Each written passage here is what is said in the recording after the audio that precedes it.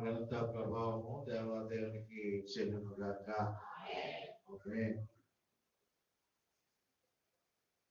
ప్రియమైనటువంటి దేవుని బిడ్డలారా, దేవుని యొక్క మహోన్నతమైనటువంటి కృప ద్వారా మరలా మనమందరము కూడా జీవము కలిగినటువంటి దేవుని మందిరములో ఈ రీతిగా దేవుని ఆరాధించడానికి ప్రభు మనకి ఇచ్చినటువంటి ఈ ధన్యకరమైనటువంటి సమయాన్ని బట్టి దేవాదేవునికి స్తోత్రాలు వందనాలు తెలియజేస్తూ ఉంటున్నాను. మరి ఇంతవరకు నడిపించినటువంటి ప్రియ సహోదరి భారతి గారికి వందనాలు. కూడి వచ్చినటువంటి మీ అందరికీ కూడా ప్రభు పేరిట నిండు వందనాలు తెలియజేస్తూ ఉంటూ ఉన్నాను. అందరికీ వందనాలు. ప్రభునందు ప్రియమైనటువంటి వల్లగా మరి యొక్క దినము ప్రత్యేకంగా పెంతెకోస్తు పండుగ. పెంతెకోస్తు పండుగ ఏంటి? యొక్క పెంతెకోస్తు పండుగ అంటే యేసుక్రీస్తు ప్రభువారు మనందరి యొక్క పాప క్షమాపణార్థమై ఆయన శిలువ మరణము పొంది సమాధి చేయబడి మూడవ దినాన పునరుద్ధారుడై తిరిగి లేచి 40 దినాలు ఈ భూమి మీద తనకి తానుగా ప్రత్యక్షపరచుకొని సజీవుడిగా ప్రత్యక్షపరచుకొని ఆయన ఆరోహణమై ఉన్నారు. ఆయన ఆరోహణమై ఉన్నారు. ఆరోహణమై ఉన్నటువంటి ఆయన వెళ్ళి ఒక ఆదరణకర్తను భూమి మీదకి పంపించి ఉన్నారు. ఆ పిల్లలు ఇటు సైడ్ ఖాళీగా ఉంది, ఇటు సైడ్ మాక్సిమం ట్రై చేయండి.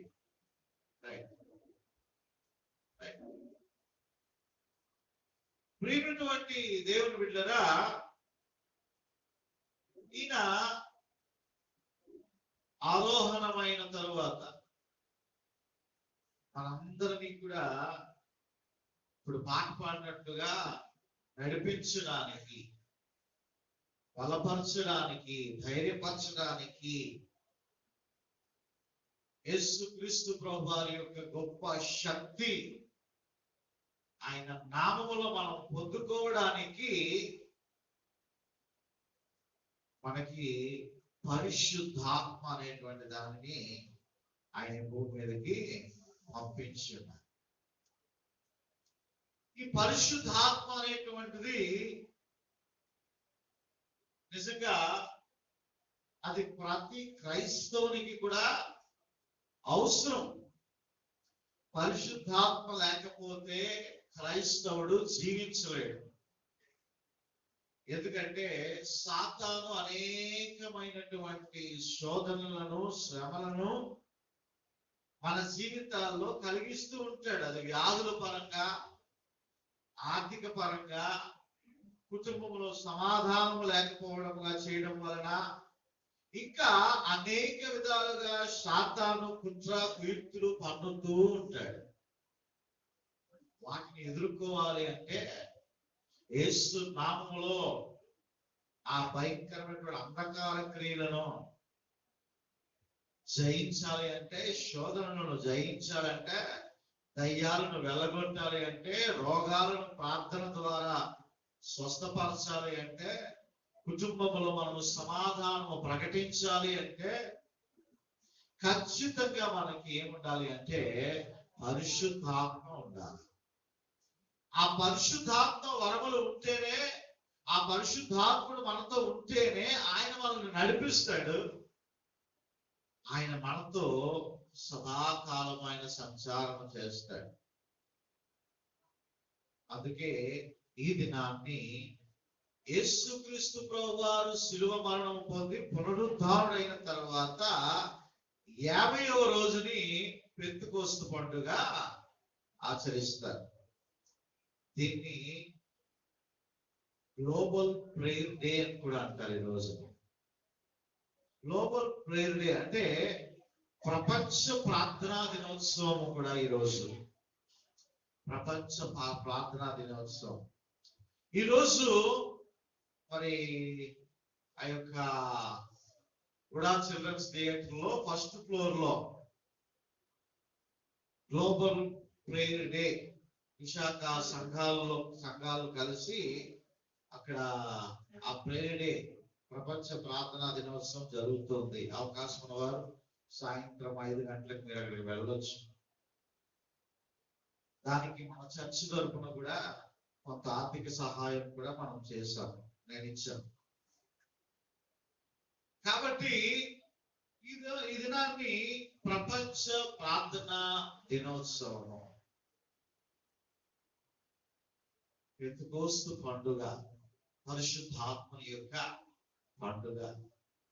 ఆయన భూమి మీదకి పంపించినటువంటి ఆ మహాదినమే ఈ యొక్క పెంతెకోస్తు పండుగ అనేటువంటి విషయాన్ని మనం జ్ఞాపకం చేసుకోవాలి. అయితే ప్రియమైనటువంటి దేవుని బిడ్డలారా, అసలు ఈ యొక్క పండుగ, ఈ పెంతెకోస్తు అనేటువంటి పరిశుద్ధాత్మ అనేటువంటిది యేసుక్రీస్తు ప్రభువారు ఆరోహణమైన తర్వాత పరిశుద్ధాత్ముడు లేదా పరిశుద్ధాత్మ దేవుడు అనేటువంటి వాడు ప్రత్యక్షమయ్యాడా అంటే కాదు. ఈ పరిశుద్ధాత్ముడు ఎప్పుడున్నాడో తెలుసా? సృష్టి ఆరంభంలోనే ఉన్నాడు. హల్లెలూయా.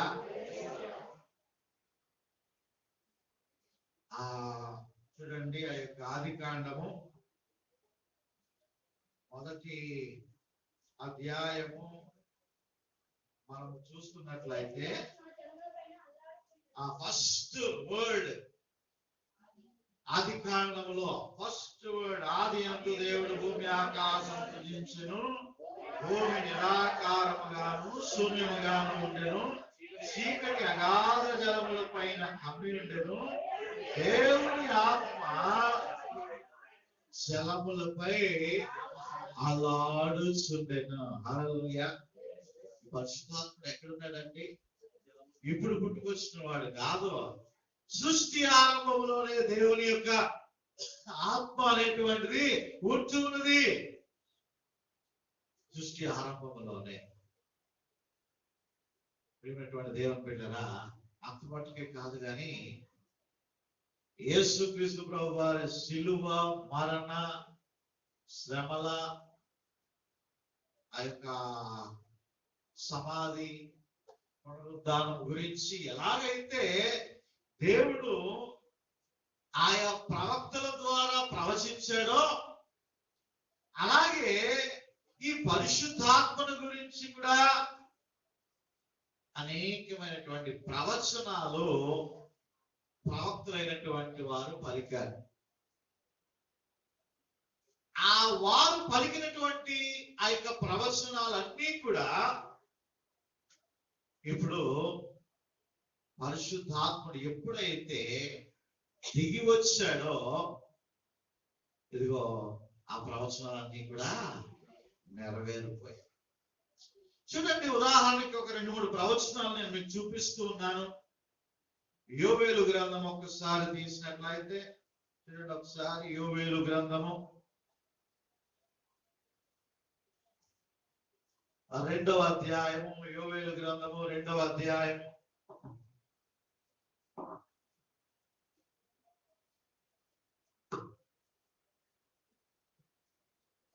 యోవేలు గ్రంథము 2వ అధ్యాయము 28వ వచనాన్ని కదా. తరువాత నేను సర్వ జనుల మీద నా ఆత్మను కృపరింతును, మీ కుమారులను మీ కుమార్తెలను ప్రవచనములు చెప్పుదురు, మీ ముసలివారు కలలు కందురు, మీ యవనస్తులు దర్శనములు చూతురు. ఆ దినములలో నేను పనివారి మీదను పనికెత్తల మీదను నా ఆత్మను కృపరించెదను. హల్లెలూయా. యోవేలు ప్రవక్త పలుకుతూ ఉన్నాడు ప్రవచనాన్ని. ఇదిగో సర్వ జనుల మీదను నా ఆత్మను కృపరించెదను, మీ కుమారుల మీదను కుమార్తెల మీదను నా ఆత్మను కృపరిస్తాను, పనికత్తుల మీదను వీరు వారు అని భేదం లేదు, అందరి మీద కూడా దేవుని యొక్క పరిశుద్ధాత్మని ఆయన కృపరిస్తాను అని యోవేలు ప్రవక్త ద్వారా వాగ్దానం చేస్తున్నాడు. ఆ వాగ్దానము పెంతెకొస్తు పండుగ నాడు నెరవేరింది. మరొక ప్రవచనాన్ని కూడా నేను చూపించాలని ఆశపడుతున్నాను. చూడండి ఒకసారి యెహెజ్కేలు గ్రంథము 36వ అధ్యాయం. యెహెజ్కేలు గ్రంథము 36వ అధ్యాయము 27వ వచనం ఒకసారి చూస్తే, నా ఆత్మ మీ యందుంచి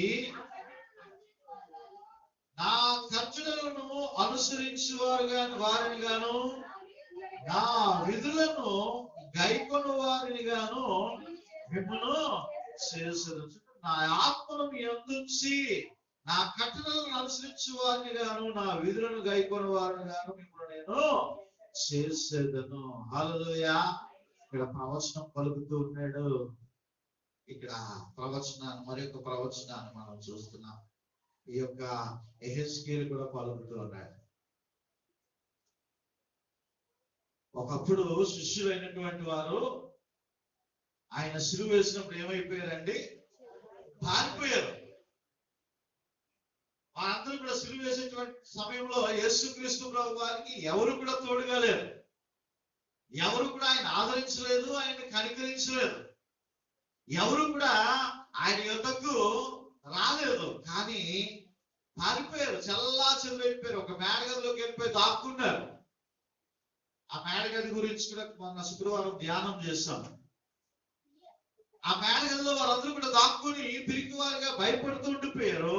ఎప్పుడైతే పునరుద్ధారణమైనటువంటి యేసుక్రీస్తు ప్రభు వారు అక్కడ ప్రత్యక్షమై ఉన్నారో ఆ తర్వాత ఆయన అంటాడు, ఇదిగో మీరు పట్టణంలో నిలిచిండు అనేటువంటి మాట చూస్తాం. అప్పుడే వెళ్ళిపోకండి, మీరు వెళ్ళిపోకండి. ఈరోజు సేవ సువార్త పరిచర్య అని చెప్పేసి వెళ్ళిపోవడం కాదు, నిలిచి ఉండాలా. కొంత ఏం చేయాలా? వెయిట్ చేయాలా అండి. కొంత సమయాన్ని నువ్వు కనిపెట్టాలా. ప్రార్థనా జీవితంలో ఎదగాల, వాక్యానుభవంలో మీరు ఎదగాల, దేవుని యొక్క శక్తి చేత నీవు నింపబడాలా. అంతేగాని బతకడానికి బయలుపోతున్న ఉద్యోగం అన్నట్టుగా బ్యాగ్ వేసుకొని నువ్వు సువార్తకు బయలుదేరిపోవడం కాదు. నువ్వేం చేయాలా? ప్రార్థన చేయాలా, వాక్యంలో నీవు ఎదగాల, కనిపెట్టాలా. దేవుని యొక్క దర్శనం కొరకు, దేవుని యొక్క పిలుపు కొరకు, దేవుని యొక్క ఆత్మ కొరకు నీవు కనిపెట్టాలి. అందుకని అంటున్నాడు, పునరుద్ధారణైన తర్వాత ఆయన ఒలీవ కొండకు తీసుకుని వెళ్ళి వారు ఆశీర్వదించి ఆరోహణమైనప్పుడు మీరు వెళ్ళి పట్టణంలో మీరు నిలిచి ఉండుడి, కొంతకాలం వెయిట్ చేయండి, పైనుంచి వచ్చి శక్తి పొందుకునే వరకు మీరు పట్టణంలో నిలిచి ఉండుడి. వెయిట్ చేయండి. ఈరోజు ప్రియమైనటువంటి దేవుని బిడ్డలారా, ఎప్పుడైతే ఆ శిష్యులు వేచి ఉన్నారో ఆ మేడగదిలో ఇంచుమించు 120 మంది కూడుకొని ప్రార్థన చేస్తున్నారో అబ్బా దేవుని యొక్క బలమైనటువంటి ఆత్మ కిందకి దిగి వచ్చింది. హల్లెలూయా.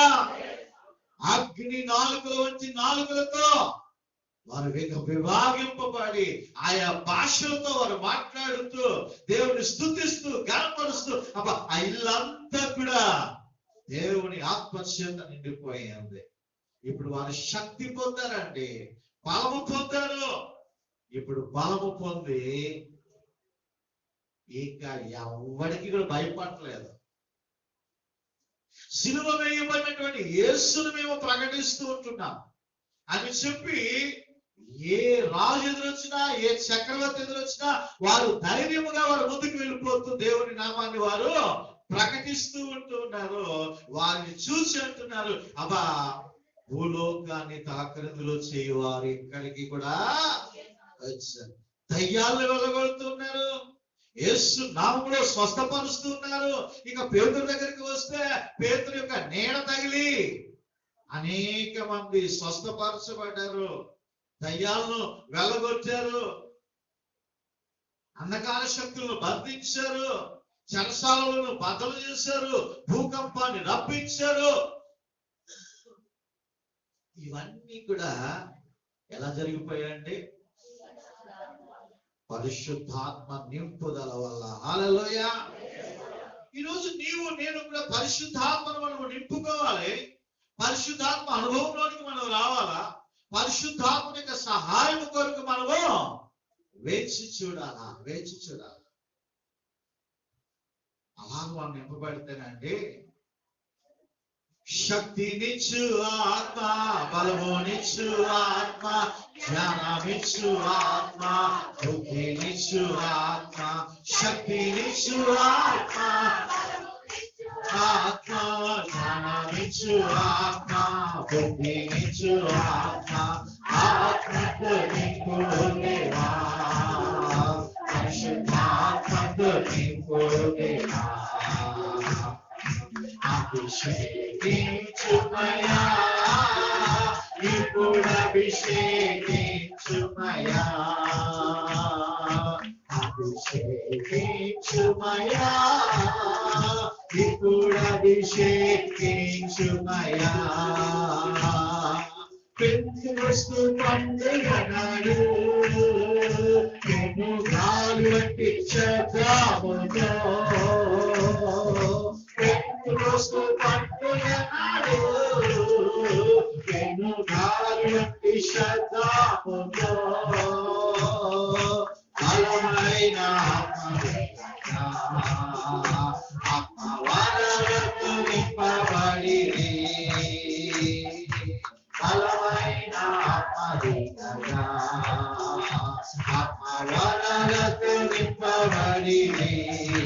శక్తినిచ్చు ఆత్మ, బలమునిచ్చు ఆత్మ, జ్ఞానమిచ్చు ఆత్మ, బుద్ధినిచ్చు ఆత్మ, శక్తినిచ్చు ఆత్మ, బలమునిచ్చు ఆత్మ, జ్ఞానమిచ్చు ఆత్మ, బుద్ధినిచ్చు ఆత్మ.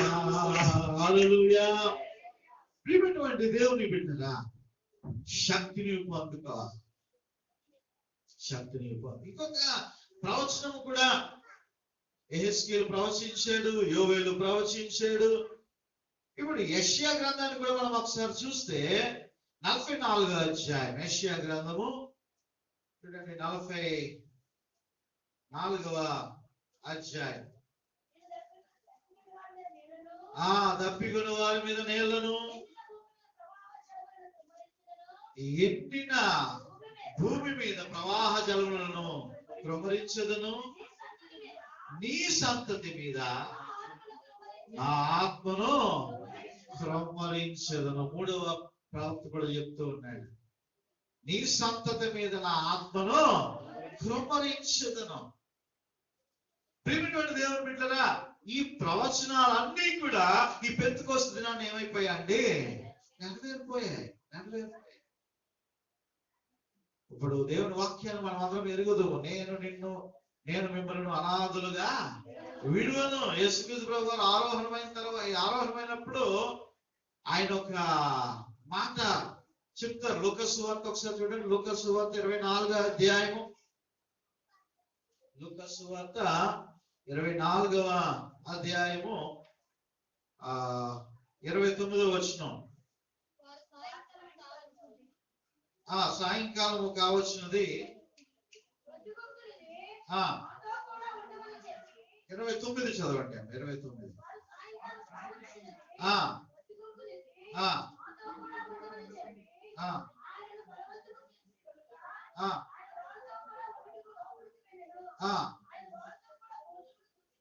కూర్చున్నప్పుడు స్తోత్రము చేసి వారి కన్నులు తెరవబడి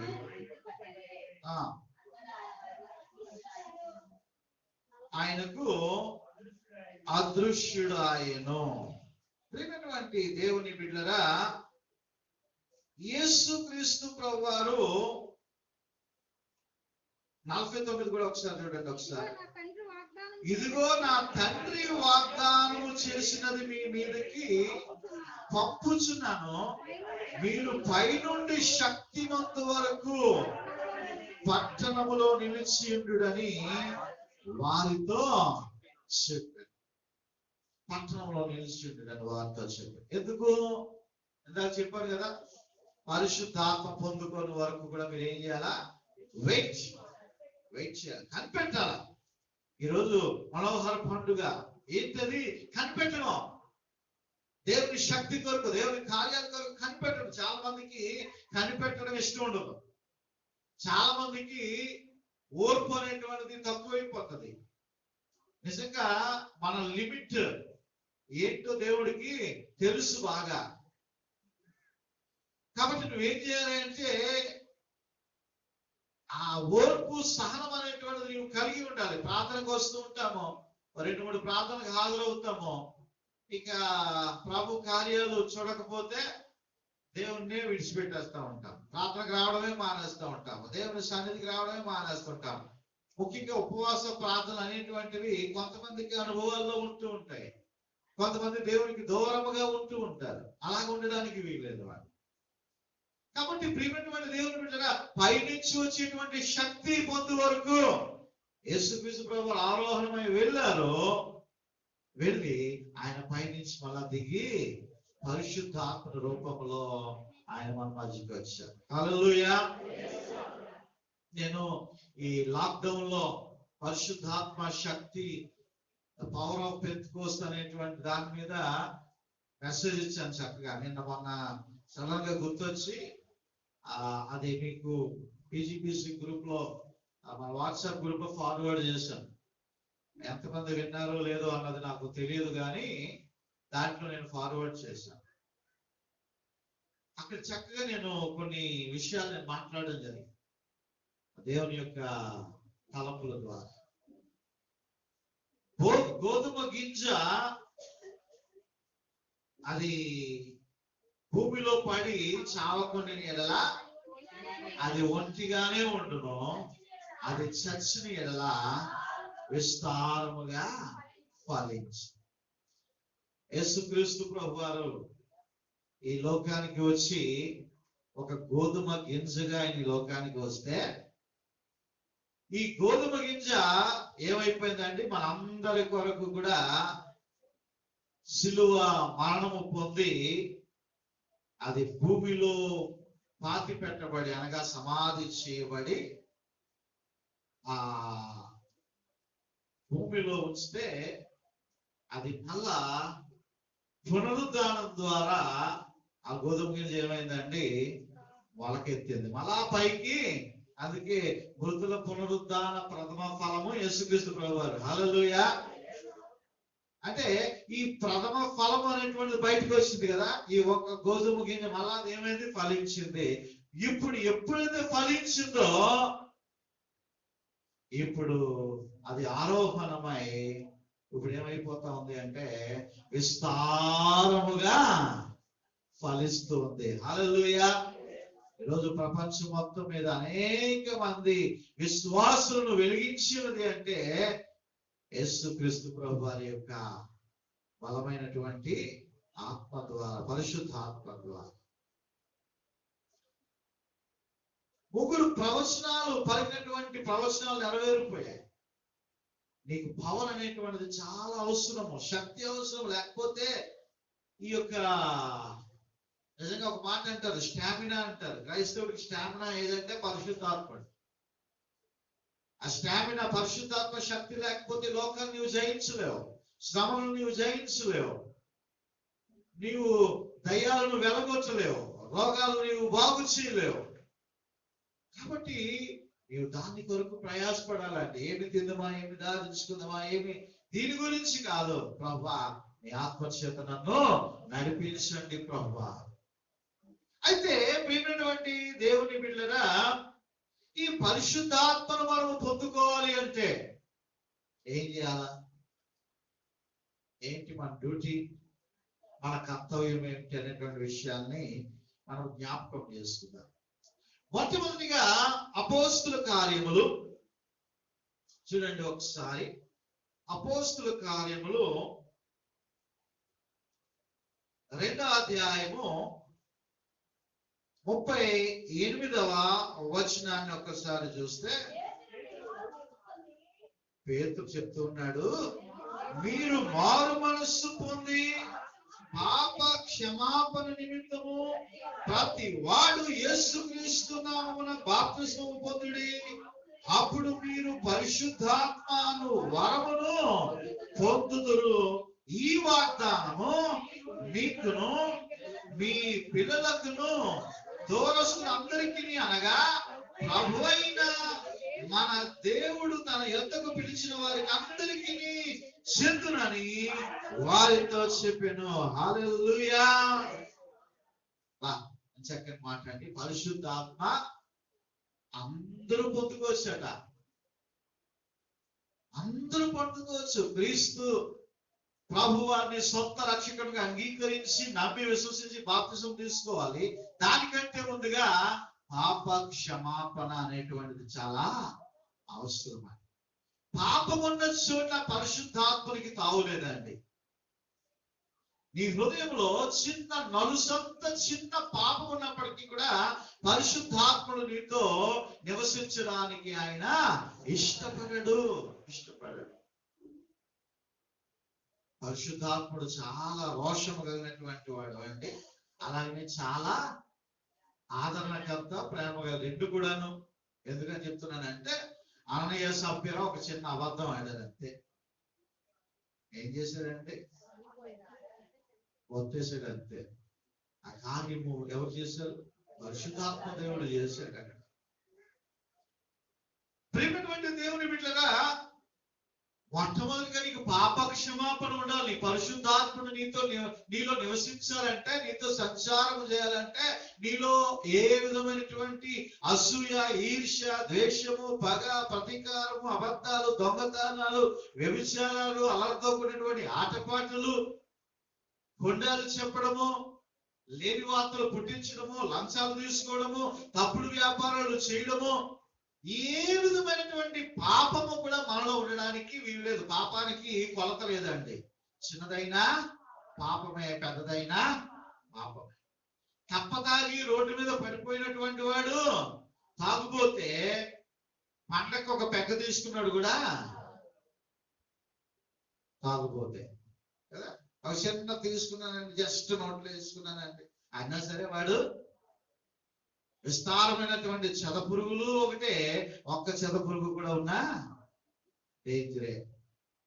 కాబట్టి నువ్వు జ్ఞాపకం చేసుకోవాలి, పరిశుద్ధాత్ముడు నీతో నివసించాలి, పరిశుద్ధాత్ముడు నీకు గైడెన్స్ ఇవ్వాలి, పరిశుద్ధాత్ముడు నిన్ను నడిపించాలి, పరిశుద్ధాత్ముడు నిన్ను బలపరచాలి, ధైర్యపరచాలి, నీతో సదాకాలము ఉండాలి. అంటే మొట్టమొదటిగా నీలో ఉన్నటువంటి పాపాన్ని నీవు విడిచిపెట్టాలి. విడిచిపెడితే, నేను కాదు మాటలు ఎవరు చెప్తున్నారు? పేతురు గారు చెప్తున్నారు. మీరు పరిశుద్ధాత్మను పొందుకోవాలంటే పాప క్షమాపణ పొందండి, యేసు నామములో మీరు బాప్తిసం తీసుకురండి, అప్పుడు పరిశుద్ధాత్ముడు మీతో నివసిస్తాడు. మిమ్మల్ని నడిపిస్తాడు. మీకు మటుకు కాసుమా, మీ పిల్లలకి కూడా ఆ వరాన్ని ఇస్తాడు అండి. హల్లెలూయా. ఎంత గొప్ప దేవుడు, ఎంత గొప్ప. ఈరోజు పరిశుద్ధాత్ముడు మనలో వసించాలని మన దగ్గరికి వచ్చి ఆయన మన చుట్టూనే తిరుగుతూ ఉంటున్నాడు. కానీ ఎవరి హృదయాలు అయితే పాపరహితంగా ఉంటాయో, మోసము, దగ, ఏమండి కపటము, ఎవరి హృదయాలు అయితే ఉండవో వారిలోనికి వసించడానికి ఆయన సిద్ధంగా ఉంటూ ఉన్నాడు. హల్లెలూయా. ఈ మండు టెంట్ల కాలంలో మనం ఒకసారి నేను రోడ్డు మీదకి వెళ్ళినప్పుడు, ఏదో సామాన్లు కొనుక్కోవడానికి వెళ్తున్నప్పుడు ఒక వ్యక్తి ఎదురుపడ్డాడు. మండు టెండ, మిట్ట మధ్యాహ్నం 1 గంట టైంకి చాలా భీకరమైనటువంటి ఎండలో ఉంటున్నాడు. ఒక ముసలోడు బాగా ముసలాయన ఏం చేస్తున్నాడంటే ఈ ఇప్పుడు అన్ని కూడా ఈ ఫోనే కదా, ఉల్లిపాయలైనా ఫోనే, టమాటాలైనా ఫోనే, కాగితాలు అమ్ముకున్నాడైనా ఫోనే, కరివేపాకు అమ్ముకున్నాడైనా ఫోన్. ఇదే ఫోన్ అంటే ఇదే మైక్ కదా, అన్నిటి కూడా మైక్. అది చిప్పు పెట్టడం, పాత కాగితాలు కొంటాం అని అరట్లేదు, సోఫాలు బాగు చేస్తాం అని అరట్లేదు. ఏం చేస్తున్నాడు? మైక్. అలాగా ఈ ముసలుడు భిక్ష ఎత్తుకుంటున్నాడు అనమాట. వాడు కూడా పెట్టుకున్నాడు ఫోన్. ఏమండి, అమ్మ సహాయం చేయండి అని చెప్పి. అబ్బా ఎంత టెక్నాలజీ, ఎంత అభివృద్ధి పొందిపోతుంది కదా. నేను ఆశ్చర్యపోయాను. కానీ ఆ వ్యక్తి పరిస్థితి చూస్తే చాలా దీనంగా ఉన్నాడు, చాలా దీనంగా ఉన్నాడు, చాలా గడ్డలు పెట్టుకుంటే ముసలాడు పాపం. అప్పుడు నేను ఏం చేశానంటే ముందుకెళ్ళి మళ్ళీ వెనక్కి వచ్చి ఎంత మండుటెండ ఉంది కదా అని చెప్పేసి, వాడికి డబ్బులు ఇస్తున్నా, చాలా మంది డబ్బులు ఇస్తున్నారు, డబ్బులు ఎందుకని చెప్పి వెళ్ళి టాటా గ్లూకోజ్ 2 ప్యాకెట్లు కొన్నాను. ఈ ఇంత బాటిల్ ఉంటుంది కదా, అవి 2 కొని వెనక్కి వెళ్ళి, అరే బాబు ఇంత మండుటెండ ఉంది కదా, టాటా గ్లూకోజ్ తాగంటే నాకు అది వద్దు అన్నాడు. అంతే, నాకు అది వద్దు. మరి ఏం కావాలి? డ్రింక్ ఏమైనా కావాలా, ఇంకేదైనా కావాలంటే కాదు, నాకు డబ్బే కావాలి, డబ్బే. మళ్ళా బండిలో 2 ప్యాకెట్లు పెట్టుకొని ఇంటికి వచ్చేసాను. ఎందుకు మాటలు చెప్తున్నాను తెలుసా? దేవుడు తన ఆత్మను కృపరించాలని మన దగ్గరికి వస్తుంటున్నప్పుడు మనలో మరే విధమైనటువంటి ఆశలు మనలో ఉంటే ఆయనను ఆశపడడం తప్ప మరి ఏ విధమైనటువంటి ఆశ మనలో కలిగి లేకుండా, ధనాశ, పేరాశ, ఈ చెప్తా ఉంటాం కదా, కీర్తి, కనకము, కాంత అని, ఇటువంటి ఆశలు ఏమైనా ఉంటే నీ హృదయంలోనికి రావడానికి పరిశుద్ధాత్మ దేవుడు ఇష్టపడడు అండి. దగ్గరికి వస్తున్నాడు, కానీ నీ హృదయంలో ఏదో అడ్డు ఉంటున్నది, ఏదో ఆటంకం ఉంటున్నది. ఆ వచ్చినటువంటి పరిశుద్ధాత్ముడు అలాగే వెనక్కి వెళ్ళిపోతూ ఉన్నాడు. అందుకే దావీదు మహాభక్తుడు ఓ పొరపాటు చేశాడు. ఆ పొరపాటు ఏంటో మనలో చాలా మందికి తెలుసు. ఆ పొరపాటు చేస్తాడు కానీ ఆ పొరపాటుని సరిదిద్దుకున్నాడండి. దానికి నిదర్శనమే 51వ దావీదు కీర్తన. ఒకసారి చూడండి, 51వ దావీదు కీర్తనలోనికి వెళ్దాం ఒకసారి. 51వ అధ్యాయం అని మొదలు పెడుతూ 51:11 మనం ఒకసారి చూస్తే, నీ సన్నిధిలో నుండి నన్ను త్రోసివేయకుము,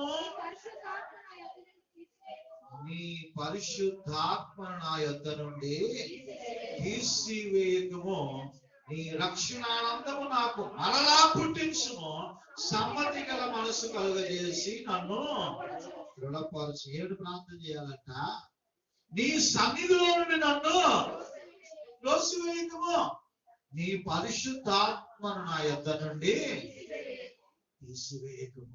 నువ్వు ఇలా ప్రార్థన చేసావా ఎప్పుడైనా?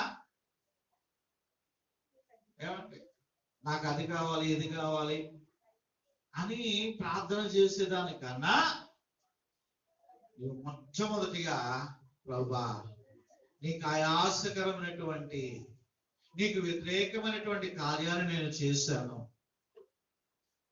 నీకు వ్యతిరేకమైనటువంటి, నీకు ఆయాసకరమైనటువంటి వారు చేశాను వేరు, ఇప్పుడు చూసాను ఎక్కువైపోయింది, సెల్ ఫోన్లు ఎక్కువైపోయాయి కదా.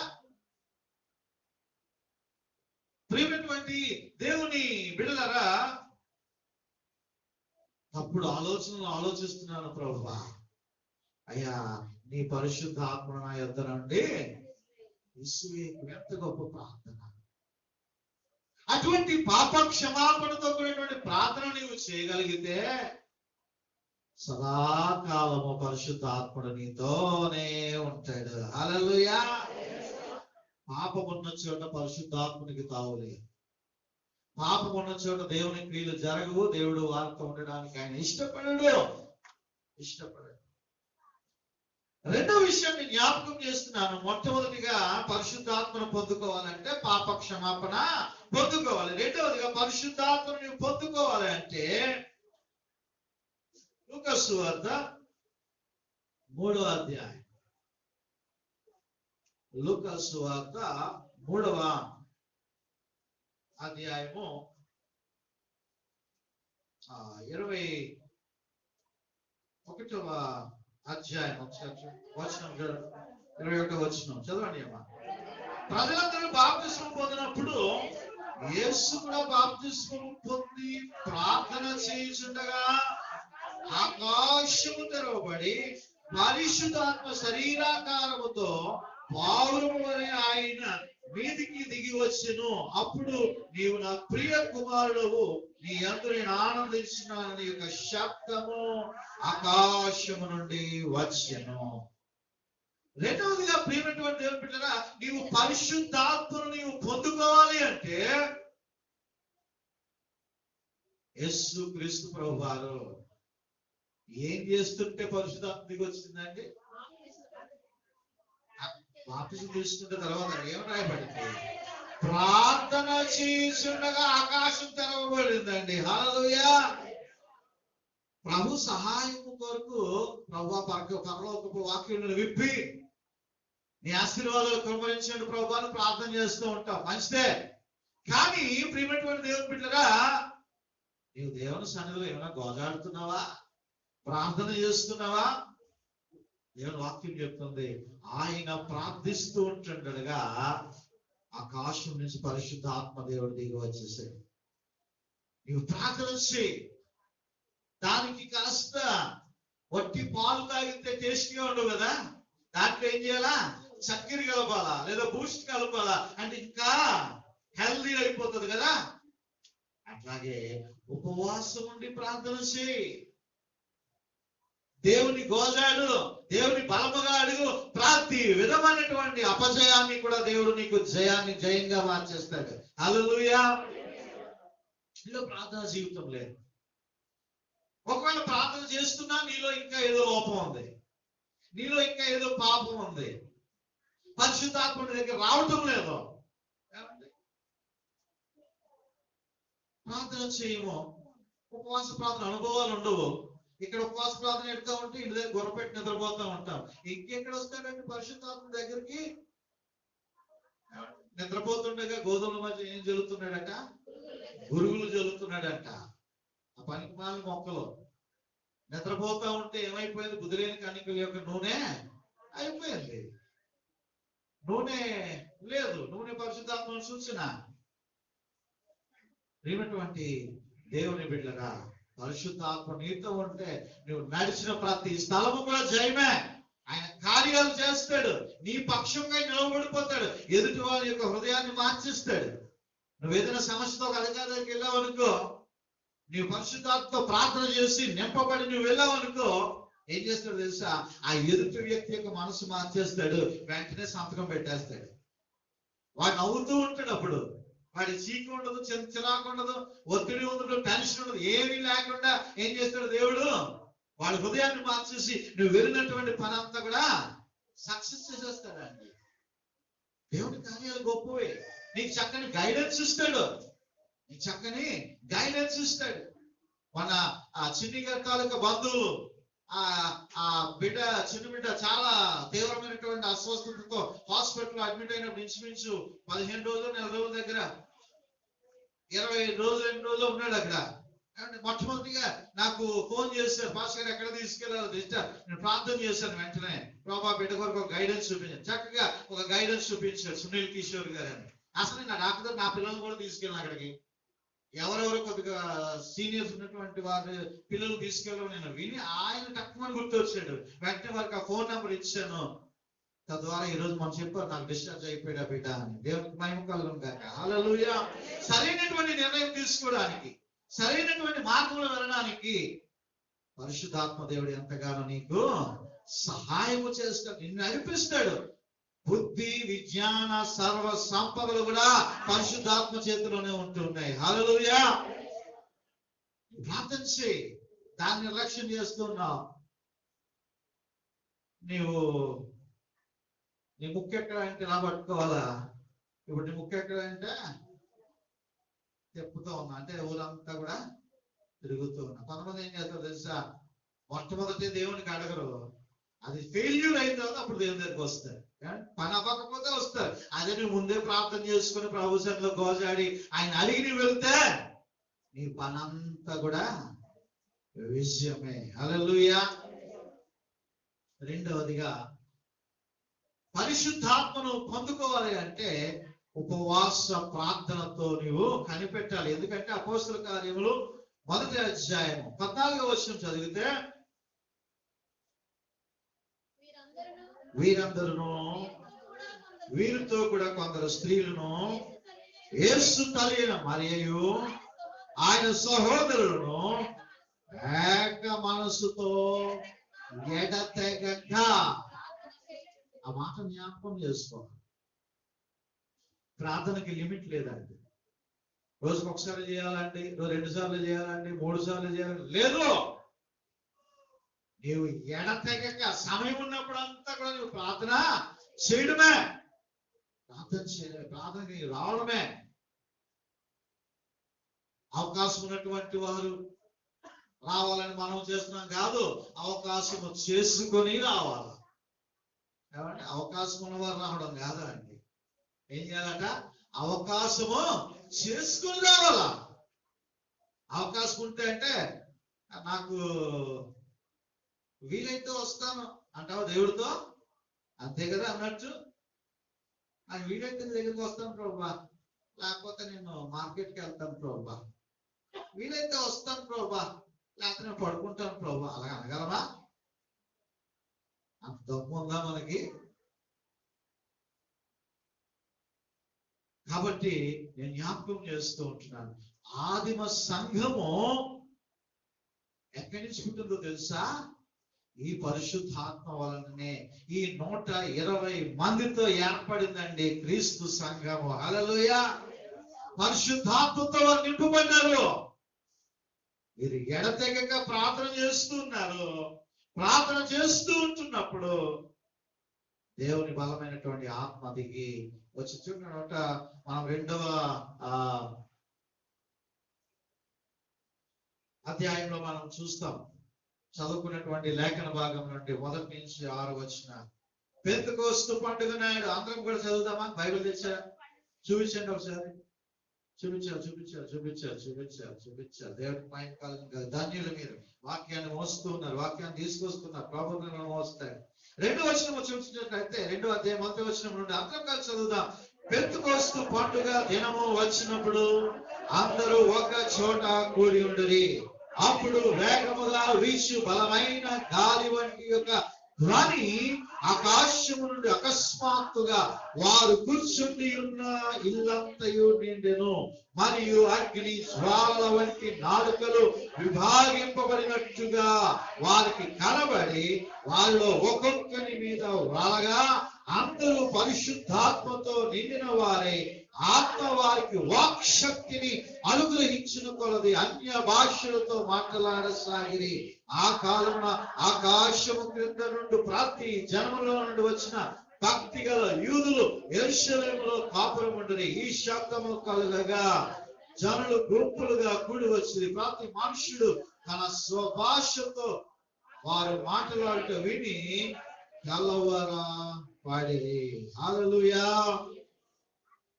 ఏమండి, ఎంత చక్కగా కలిసి ప్రార్థన చేస్తూ ఉంటే, సహవాసపు ప్రార్థన చేస్తూ ఉంటే. మన ఆదివారం మన శుక్రవారం నేను చెప్పాను కదా, సహవాసపు ప్రార్థన, మేడగది ప్రార్థన దేవుని ఆత్మ కింద దిగిపోయిందండి. ఎంతమంది నిర్లక్ష్యం చేస్తున్నారు పరిశుద్ధాత్మ దేవుడిని.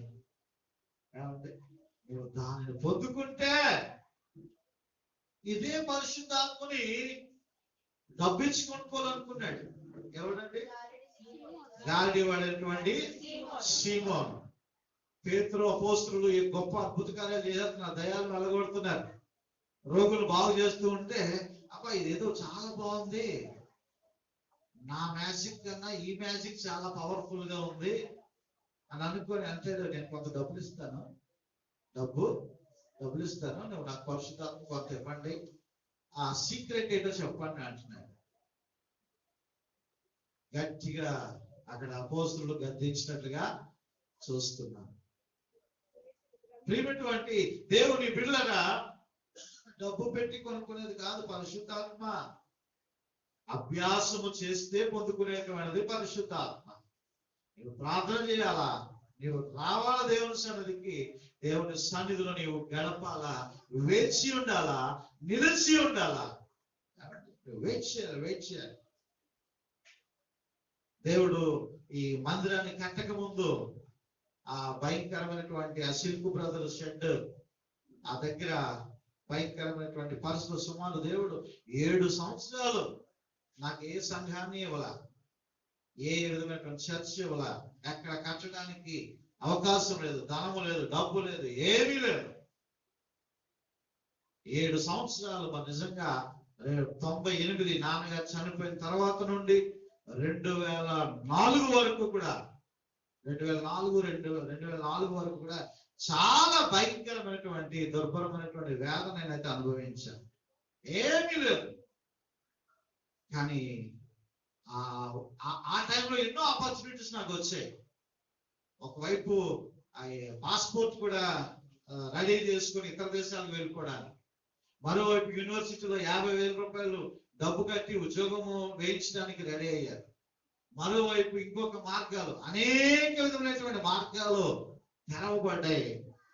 కానీ ప్రభు ఆ మార్గాలు వీడు నిలబడతాడా అటుపోతాడా, వీడు నిలబడతాడా అటుపోతాడా, వీడు నిలబడతాడా అటుపోతాడా. 7 సంవత్సరాల తర్వాత దేవుడి స్థలాన్ని చూపించాడు. ఎంత భయంకరమైనటువంటి స్థలం ఇది, మనిషి లోతుండేటువంటి స్థలం ఇది, ఎవరికి అక్కర్ లేకుండా వదిలేటువంటి స్థలం ఇది. ఆ స్థలాన్ని దేవుడు నాకు చూపించాడు. ఈ స్థలాన్ని ఈ దినాన్ని ఈ రీతిగా దేవుడు ఆశీర్వదించాడు. హల్లెలూయా. ఆ రోజు వేచి ఉండకపోతే ఈ రోజు మందిరమే లేదు. నేను ఏ ఉద్యోగానికి పోయి ఉంటే ఆ పెనియల్ గాస్పెల్ బ్యాప్టిస్ట్ చర్చే లేదు. కాబట్టి ప్రియమైనటువంటి దేవుని బిడ్డగా నువ్వు వేచి ఉండాలి, ప్రభు సన్నిధిలో నువ్వు కనిపెట్టాలి. ఆ ఓర్పు సహనం అనేటువంటిది నీకుంటే ఖచ్చితంగా దేవుడు నీ జీవితాన్ని ఆశీర్వాదకరంగా మారుస్తాడు. హల్లెలూయా. శ్రమ దినమును నీవు కృంగిని ఎడలా నీవు చేతకాని వాడు అయిపోతావంట. ప్రభుని అడగండి. ప్రభు ఖచ్చితంగా దేవా నీ ఆత్మతో నింపండి, నీ ఆత్మ కార్యాలు చేయండి, నీ ఆత్మ నాకు సహాయముగా ఉంచండి, నీ ఆత్మ ద్వారా నాకు దర్శనాలు దయచేయండి. కొంతమంది మంచి దర్శనాలు దేవుడు ఇస్తాడు. ఆ దర్శనాల ద్వారా దేవుడు వారికి బలపరుస్తుంటాడు, ధైర్యపరుస్తూ ఉంటాడు, ఎంత గొప్ప కార్యాలు చేస్తూ ఉంటాడు. కాబట్టి రెండవదిగా మనం జ్ఞాపకం చేసుకుంటే, ఇదిగో పరిశుద్ధాత్మను పొందాలంటే ఆదిమ సంఘము ఏ విధముగా ఎడతెగక ప్రార్థన చేసిందో అలాగే నువ్వు కూడా ప్రార్థన చేయాలి. మూడో విషయం జ్ఞాపకం చేస్తూ ఉన్నాను. పరిశుద్ధాత్మను పొందుకోవాలి అంటే అపోస్తుల కార్యములు 10వ అధ్యాయం చూడండి ఒకసారి. అపోస్తుల కార్యములు 10వ అధ్యాయము 44వ వచనం. పేతురు ఈ మాటలు ఇంకా చెప్పుచుండగా అతని బోధ విన్న వారందరి మీదకి, పేతురు గారు వాక్యం చెప్తుంటే ఏమైపోయిందంట, వాక్యము చెప్తూ ఉంటే పరిశుద్ధాత్మ దేవుడు కిందకి దిగిపోయాడండి. హల్లెలూయా. ఎక్కడ జరుగుతుంది ఇదంతా కూడా? కొర్నేలు ఇంట్లో జరుగుతుంది. కొర్నేలు ఇంట్లో వాక్యం చెప్తా ఉంటే దేవుని ఆత్మ దిగిపోయింది కిందకి. ఏమంటే వాక్యాన్ని కరెక్ట్గా వింటున్నారా? ఇక్కడ కూర్చున్న వాళ్ళు వింటున్నారా? కొంతమంది ఇలాగే ఉంటారు కానీ బుర్ర ఎక్కడికో వెళ్ళిపోద్ది కదా. Body present, mind absent. కొంతమంది ఇలాగే ఉంటారు. లోపలికి వాక్యము కరెక్ట్ గా నీవు వినాలా? విన్నది ఒకవేళ నువ్వు నోట్స్ ఉంటే రాసుకుంటున్నావు మంచిదే, ఒకవేళ నోట్స్ లేకపోతే హృదయంలో దానిని నీవు భద్రపరచుకోవడం అంటే రికార్డ్ చేసేసుకోవడమేనండి. రికార్డ్ అయిపోవాలా. అది అవసరమైనప్పుడు దేవుడు మనతో మాట్లాడుతూ ఉంటాడు. లేదా నామకహ వాస్తే అంటారు, అలాగ వచ్చి వెళ్ళిపోతా ఉంటే ఏం ఉపయోగం అండి? వాక్యము కరెక్ట్ గా ఎవరు వింటారో వారు బలవంతులు, పరిశుద్ధాత్మ చేత నింపబడినటువంటి వారు. హల్లెలూయా. వాక్యము ద్వారా నీవు పరిశుద్ధాత్మ శక్తిని నీవు పొందుకుంటావు. అదేవిధంగా 11వ అధ్యాయం చూడండి, అదే అపోస్తలుల కార్యం 11వ అధ్యాయం 15వ వచనం. నేను మాట్లాడాలనిపించినప్పుడు పరిశుద్ధాత్మ మొదట మన మీదకి దిగిన ప్రకారము వారి మీదకి. హల్లెలూయా. పరిశుద్ధాత్మ దేవుడు మొట్టమొదటిగా వాక్యము చెబుతున్నటువంటి వారి మీదకి దిగాడట. అంటే ప్రసంగిస్తున్నటువంటి వారు దేవుని ఆత్మ చేత నింపబడాలా? ఒక్కొక్కసారి దేవుని యొక్క వాక్యాలు అనేటువంటివి సంఘానికి అవసరమైనటువంటివి నేను ప్రిపరేషన్ చేసుకున్న దానికన్నా అధికమైనటువంటి వాక్ శక్తిని దేవుడు అనుగ్రహిస్తూ ఉంటాడు. ఒక్కొక్కసారి నాకు కొంతమంది అడుగుతూ ఉంటారు, నా గురించి ఎలా మాట్లాడారు భాస్కర్? కాదు, దేవుడు నీతోని మాట్లాడతాడు, నాతోనే మాట్లాడతాడు. ఏమంటే అది గ్రహించాలి. అయితే మాట్లాడుతున్నటువంటి వారితోనూ పరిశుద్ధాత్మ శక్తి నింపబడిందట. తర్వాత ఎవరైతే వినగలిగేటువంటి చెవులను, గ్రహించేటువంటి ఆత్మతో ఎవరైతే వాక్యాన్ని ఆలకిస్తారో వారు కూడా నింపబడుతా ఉన్నారు. హల్లెలూయా. ఈ దినాల్లో చాలా మంది సంఘంలో సహోదరులు ఏమంటే చక్కని వాక్ శక్తి చేత వారు దేవుని కార్యాలను వారు నిర్వహిస్తూ ఉన్నారు. కొంతమంది పురుషులు సహోదరులు కేవలం ఇది మట్టుకే కాదు, ఈ బిబ్లికల్ నాలెడ్జ్ కూడా ఉండాలి. నేను చెప్తూ ఉన్నాను కదా, కొంతమందికి ఉన్నది. దేవుడు నిజంగా అటువంటి అనుభవాల్లో దేవుడు నడిపించేశాడు చాలా మందిని. కానీ ఇంకా అందరూ కూడా ఏం చేయాలా? అటువంటి అనుభవాల్లోనికి రావాలి అంటే ఎక్కువగా వాక్యాన్ని నీవు వినాలి, వాక్యాన్ని నీవు చదవాలి.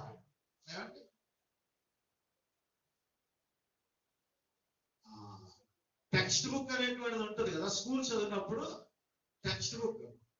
ఆ టెక్స్ట్ బుక్ చదివినటువంటి వాళ్ళు అందరూ కూడా ఏమవుతారు అంటే ఖచ్చితంగా పాస్ అవుతారు. చదివితేనే ఎగ్జామ్ లో నీవు పాస్ అవుతావు కదా.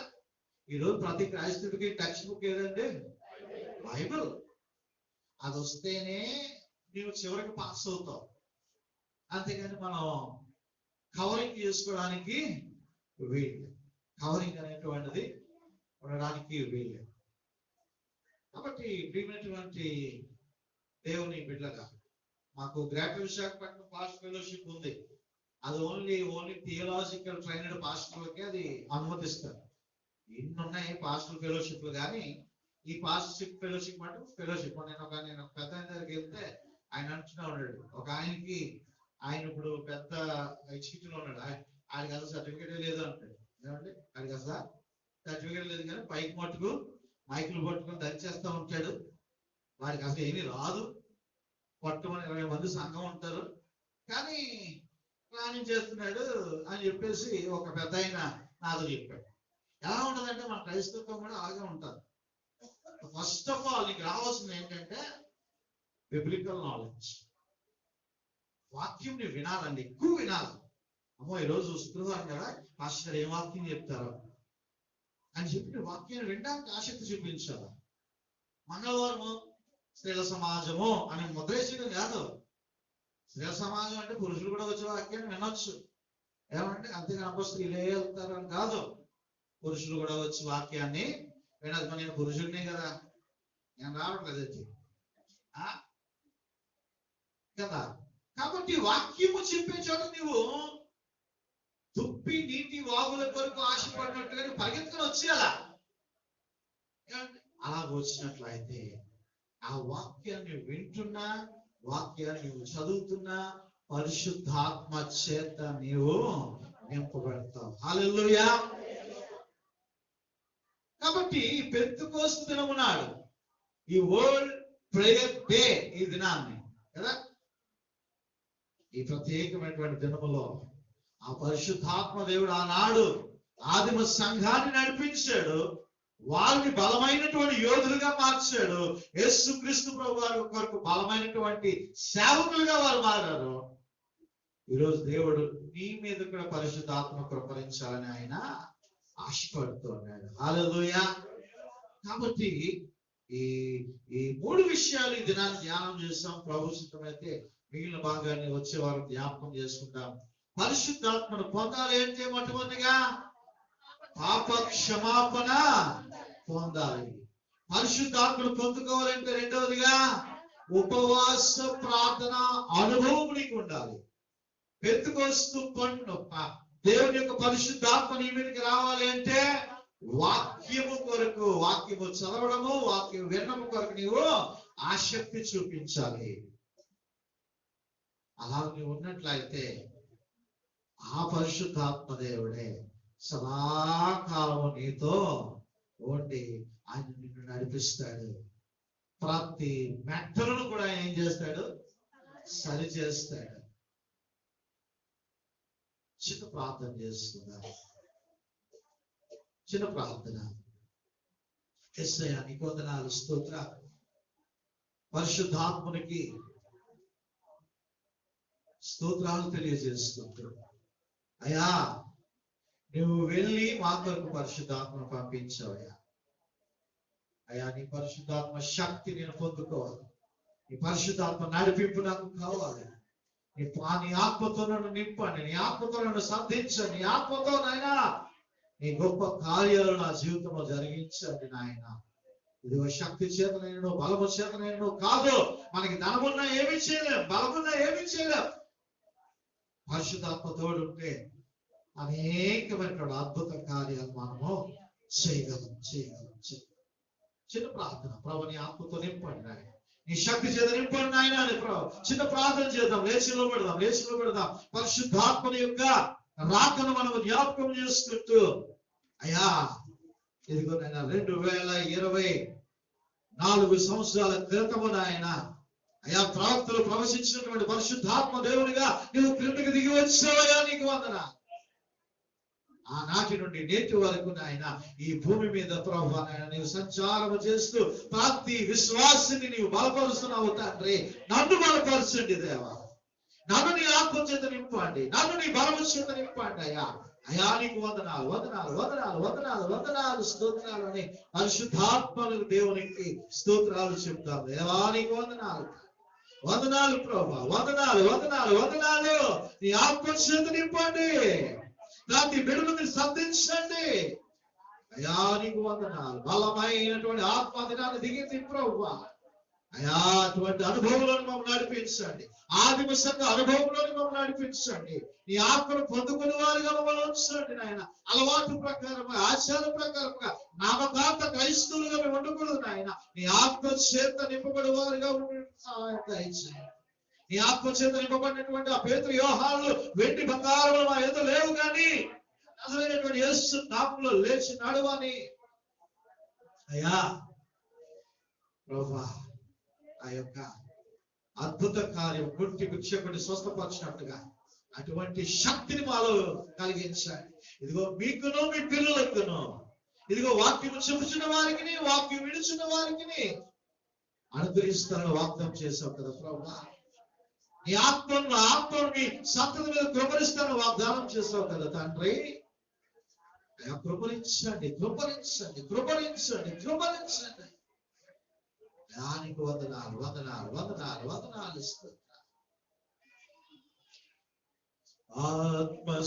ఆత్మస్వరూపుడా, ప్రియ ఆత్మస్వరూపుడా,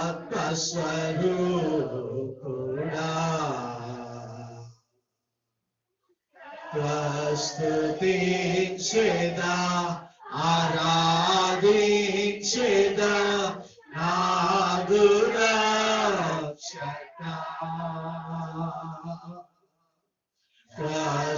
ప్రస్తుతించేదా ఆరాధించెదా నాదురా రక్షకా ఆదియు అంతములో అనాది దైవమును ఆదియు అంతములో అనాది దైవమును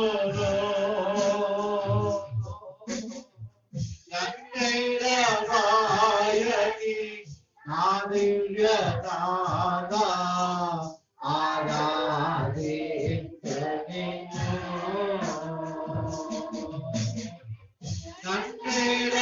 నన్నైరవాయని నా దివ్య నాదా ఆరాధించెదను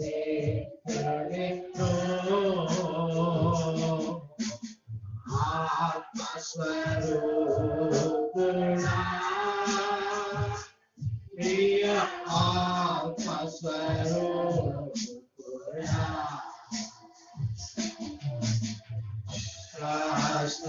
స్తుతించెదా ఆరాధించెదా నాదురా రక్షకా